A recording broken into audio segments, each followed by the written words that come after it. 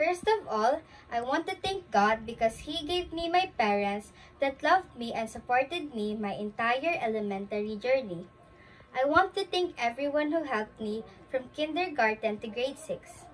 I thank my parents because they always tried their best to give me what I need. Thank you, Inay, for always working really hard for us even when you're sick. Thank you for always supporting what I want to do. Thank you for always being there for me. Thank you for appreciating everything I do for you, even if it's just a small thing. And thank you for always reminding me to be kind to others. Thank you, Tatay, for always bringing me to school safely and for fetching me after my classes, even if you need to do a lot of stuff. Thank you for disciplining me because I learned a lot of things from you. Thank you to all my teachers from kindergarten to grade 6. All of you has taught me a lot of stuff about life, about God, and about academics.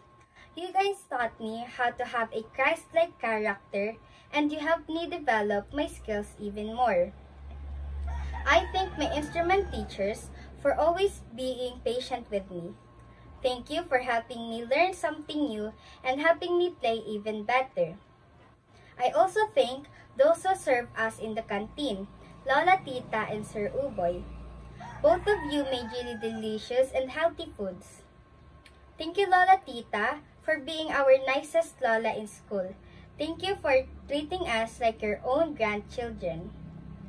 Thank you, Sir Uboy, for bringing us to our home whenever there is no one to fetch us from school. Thank you for being our father figure in school. Thank you, our advisor, Sir Ariel. You really made me grow more spiritually. I always treasure and remember our devotionals every morning, and I will never forget the techniques you taught us in math. Thank you, Ma'am Joy and Ma'am Ivy, for helping me develop my emotions. Thank you for being my mom in school, and thank you for everything that you have taught me. Thank you, Sir Robert, for always helping me, and I am thankful for the all fun moments we had together.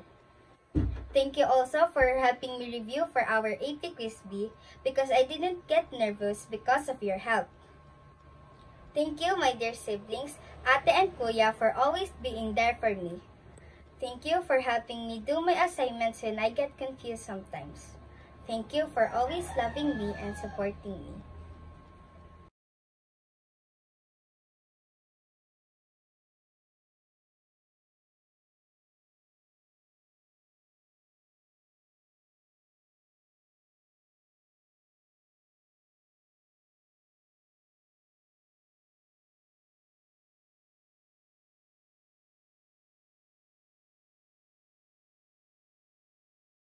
Hi Lola, hi Daddy. Thank you for always supporting me and always attending my school events. And also, thank you for helping me in my homeworks when I was a little. Also, I want to thank Sir Ariel for always making us laugh all the time and helping us grow more and showing us some math tricks. We love you. And also, I want to thank Mom Joy for the discipline because it taught us so much, and thank you for always training us in our instrument violin even you're busy. Your dedication to our education and well-being is truly appreciated.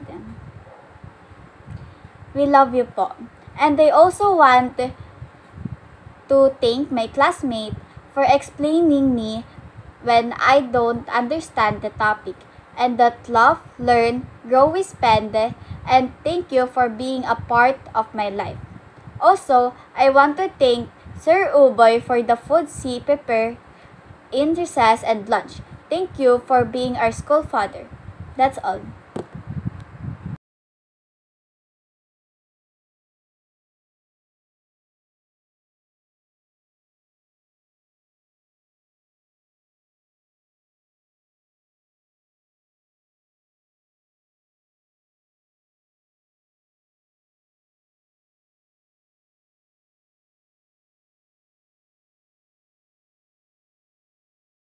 Bago po ang lahat, gusto kong pasalamatan ang Panginoon sa pagbibigay sa akin ng lakas upang ako ay makapunta sa paaralan para mag-aral.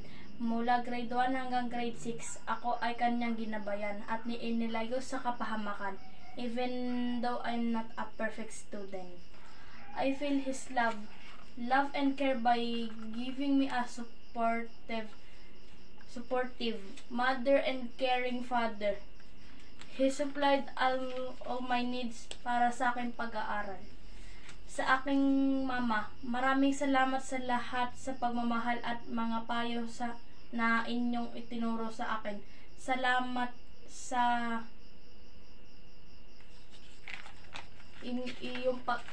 iyong love and financial support. Salamat sa inyong pagtitiis para mabigay ang lahat ng kailangan ko. Maraming salamat sa pag-aasikaso mo sa akin, sa paghahanda mo ng pagkain at ganito ko at pagbibigay mo ng iyong oras. Kahit ikaw ay busy sa inyong trabaho. Thank you to all my teachers for teaching me patiently, to my principal, Joy Punayo. Maraming salamat po bilang pangalawang ina sa school sa pagtuturo sa akin sa tuwing ako po ay nagkakamali. Pasensya na sa lahat sa aking advisor, Sir Ariel Ligalig. Thank you for understanding my condition and situation. I'm sorry for being me. Thank you for your kindness to me. Thank you also to Sir Robert sa pagtuturo mo sa akin ng aking mga lesson. And Teacher Ivy Durante, thank you din po sa support at pagsasabi sa akin na palagi ako mag-iingat sa pag-uwi. To all my classmates, maraming salamat sa inyo sa 6 na taong pakikisama natin. Kung may mga nagawa man ako hindi ninyo nagustuhan, pasensya na sa lahat. Again, thank you Lord sa iyong lahat. Ang papuri at pasasalamat.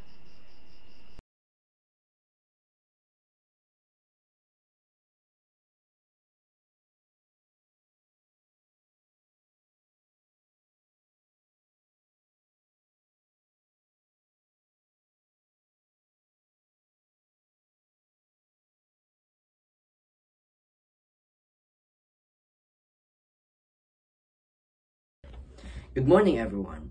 First of all, I would like to thank our parents for their unending support and love for all of us. I would like to thank God for giving me such amazing parents.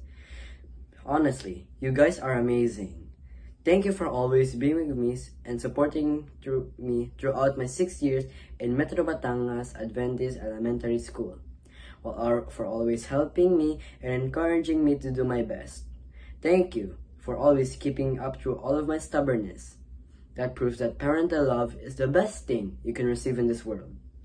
I can't thank my parents enough for enrolling me to MBAS, where I have met new friends who always have my back, teachers who support us till the very end, and last but not the least, learning about God and the Bible. Thank you, dear parents. Thank you for teaching me what success and hard work look like. Without you guys, I wouldn't know anything. I would be clueless about the real hardships of this cruel world. Because of my parents, I learned to strive, to work harder than before, to always do my best in everything. As it says in Proverbs 6 verse 20 to 21, "My son, obey your father's commands and do not forsake your mother's teachings. Bind them always on your heart and fasten them around your neck." Our greatest gratitude for the hard works of our parents and teachers, so we can always strive to do our best. At the end of the day, I would also like to thank my teachers for always being patient with me, for always coping up and disciplining me for my stubbornness and my mischief. You guys are the best. My second family, the best teachers a student could ever ask for. I would also like to thank the 6-year journey I had in this amazing school.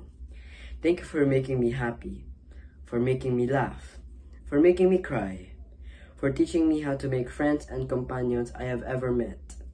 I have learned a lot because of the times I had in Embaes. I would like to thank my friends for teaching me how to be patient, for always having me back, for supporting me when I felt sorrow, for encouraging me to do my best, for just being the best people I could ever ask for. This school has given me joy I cannot describe. Throughout all these years, the best thing is my parents, unending support and love, my teachers' blessed guidance, my friends' ability to make me laugh at the end of the day. These 6 years were made worth it because of you guys. All of you, the support, the love, the joy I felt throughout my life will be the most memorable thing I will have. I will forever cherish our memories together, and it's all because of my parents. If it weren't for them, I wouldn't have met such amazing people. I wouldn't be taught by such great teachers.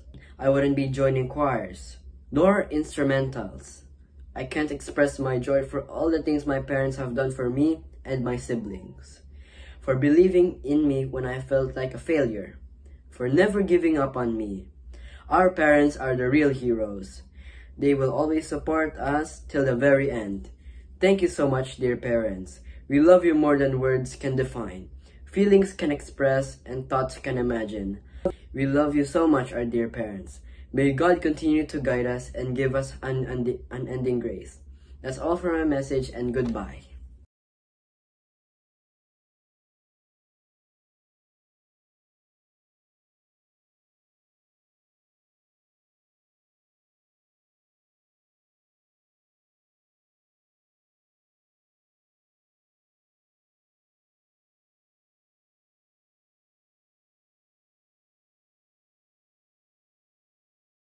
Magandang umaga sa inyong lahat.